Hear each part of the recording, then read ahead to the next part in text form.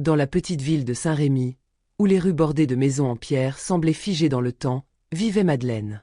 À 64 ans, elle portait en elle les cicatrices d'une vie difficile, mais aussi la force tranquille d'une femme qui avait toujours su se battre pour ce qu'elle aimait. Après la perte tragique de sa fille unique, Claire, Madeleine avait pris sous son aile son petit-fils, Louis, alors âgé de seulement 3 ans. Louis était devenu sa lumière, son souffle. Dans cette maison modeste, mais remplie d'amour, elle avait tout sacrifié pour lui offrir une enfance digne et pleine de tendresse. Mais aujourd'hui, cette vie paisible allait basculer dans l'injustifiable. Elle allait perdre la garde de son petit-fils. Une décision du tribunal venait de tomber. Grégoire Lemans, le père biologique de Louis, était un homme froid et calculateur. Il avait abandonné Claire pendant la grossesse et s'était ensuite éloigné complètement d'elle. Mais à la mort de sa fille, il avait refait surface, réclamant la garde de son fils, en raison de sa situation financière stable et de sa capacité à offrir à Louis une vie plus convenable. Il était désormais un homme d'affaires prospère, marié à une femme beaucoup plus jeune, et il semblait avoir tout pour lui. Mais derrière les apparences se cachait un homme manipulateur. Grégoire n'avait jamais voulu de Louis. Il voulait juste une revanche sur Claire, qu'il accusait d'avoir gâché sa jeunesse, et il avait vu dans l'enfant une pièce sur un échiquier qui pourrait lui offrir une forme de pouvoir.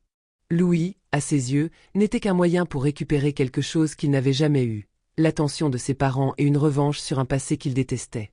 Malgré les protestations de Madeleine, qui, bien que vivant avec des ressources limitées, avait donné à Louis tout l'amour et le soutien dont il avait besoin, le tribunal lui avait retiré la garde.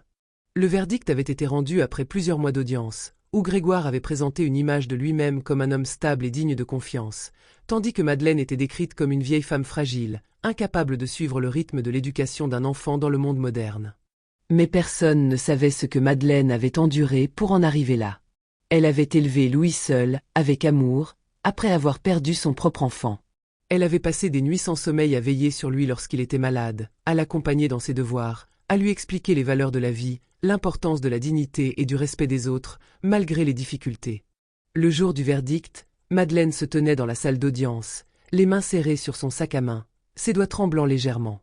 Chaque fibre de son corps lui criait de se battre, de crier sa vérité, mais elle savait que cela ne servirait à rien.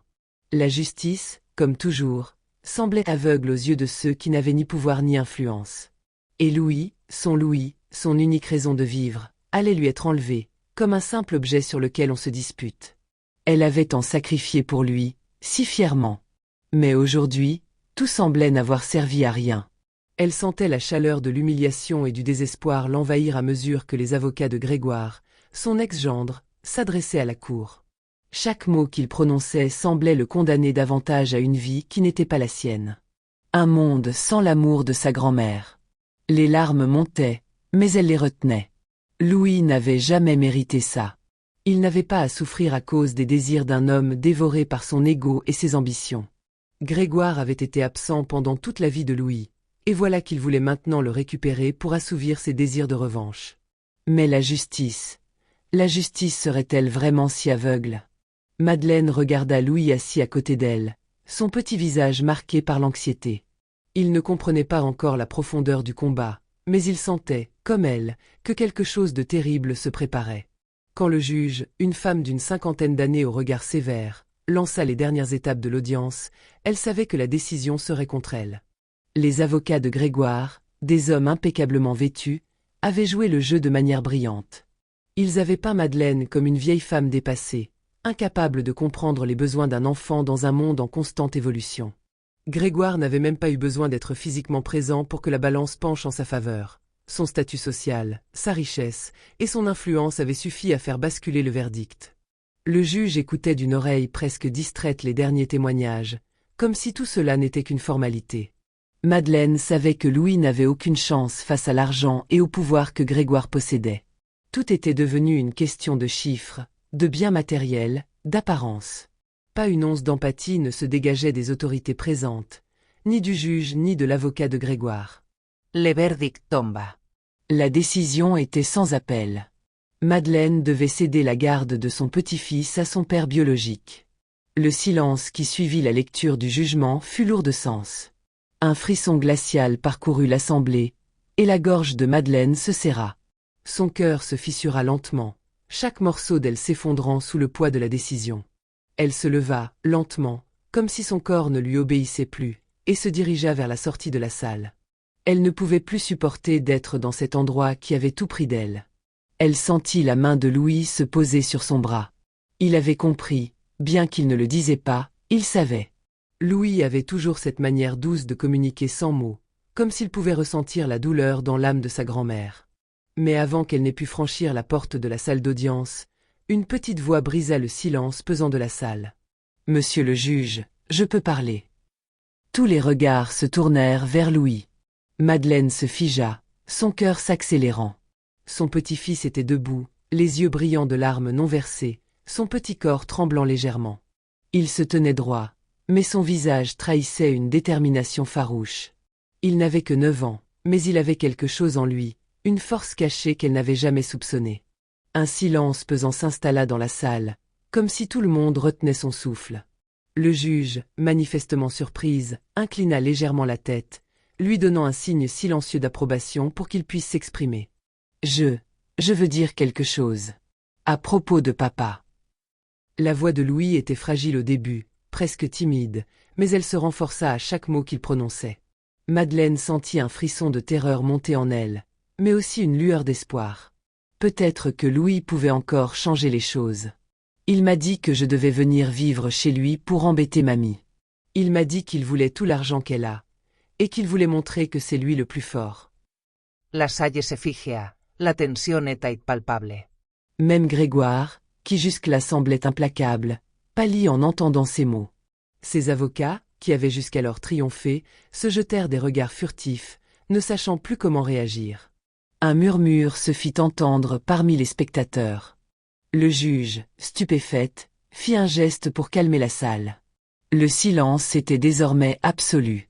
Louis continua, sa voix devenant plus forte, plus sûre d'elle, comme si chaque mot qu'il prononçait lui permettait de se libérer d'un fardeau lourd et silencieux. Papa m'a aussi dit que si je disais que mamie me faisait peur, alors il pourrait me garder. Mais je ne veux pas. Mami aime. Elle me donne à manger, elle m'aide à faire mes devoirs, et elle me protège. C'est chez elle que je veux être. La salle, auparavant tendue, était maintenant plongée dans une stupeur glacée. L'accusation était si pure, si innocente dans sa vérité qu'elle frappait tout le monde comme un coup de tonnerre. Grégoire, déstabilisé, se leva brusquement.